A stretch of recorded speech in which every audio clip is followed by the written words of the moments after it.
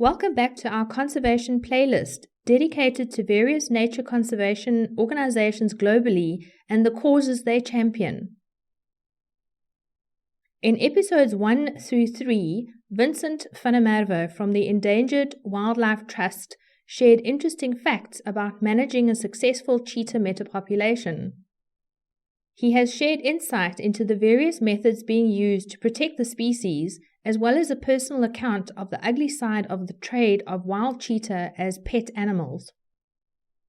In this episode, Vincent shares the background of the reintroduction of cheetah to Pilanesberg National Park, South Africa, as well as the stories of two super mom cheetahs, Rein and her daughter Tale.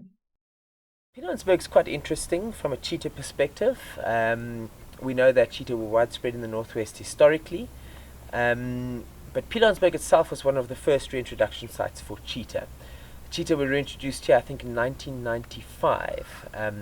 Namibian cheetah, they had a lot of problem animals there, problem cheetahs there that were brought into South Africa. I think a total of 280 Namibian cheetah were brought here between 1965 and 1995. Pilanesberg received some of the last Namibian cheetah before we started using South African cheetahs for reintroductions. But basically what happened was that those Namibian cheetah did very well here because the lion weren't established on Pilanesberg in the late 90s, and they almost decimated the tsetse population. And tsetse are at that stage were a high conservation value species, and park management literally removed all the cheetah here. Then I think it was 2012.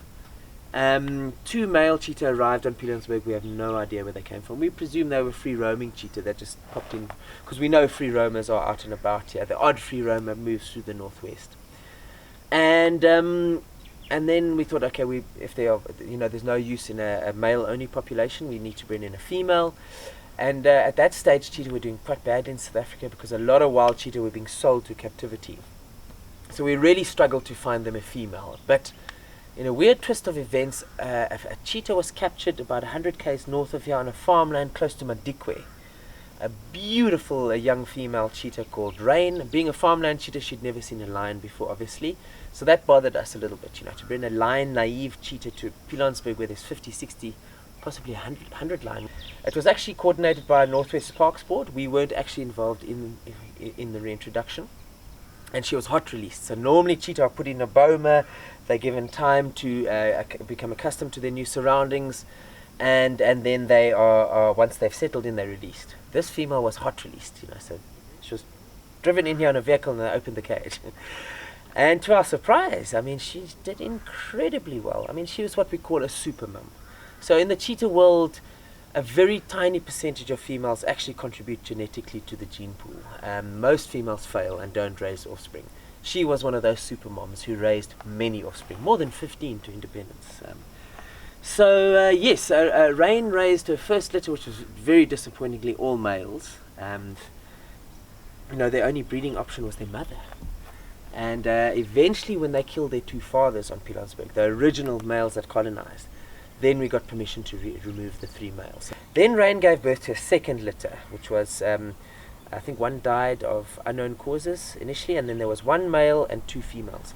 Son we hope to take to the Karoo, Montague, a beautiful reserve called Sanborna, same size as Pilanesberg, 54,000 hectares, and just before we were going to move him, he was killed by a leopard on Pilanesberg. And I remember that day we came here to Pilanesberg to remove the two females, because we wanted to prevent overpopulation here. And it was a very straightforward darting. We found them on the side of the road, and by the time the vet arrived 2 hours later, they'd moved about 100 meters into the bush. So of the two daughters, one stayed, and she's still on Pilanesberg, and her name is Tale. And the other daughter was taken to Merwe National Park, where she's done very well. Yes, and Rein, believe it or not, has given birth to subsequent litters.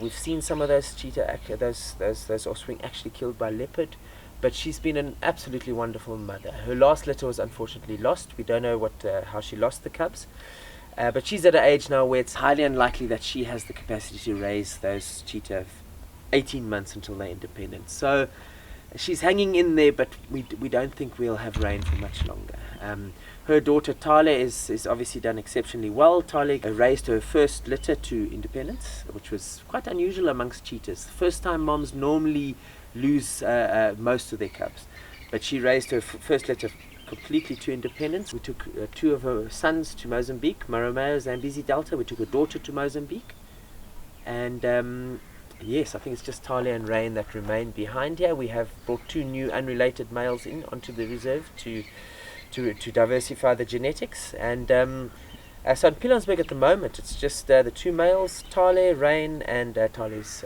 offspring.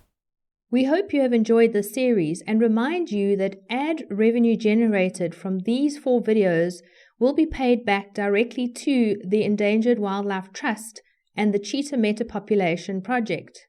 We encourage you to support them by sharing these videos. Be sure to subscribe and hit the notification button so you don't miss out on future episodes on our conservation playlist.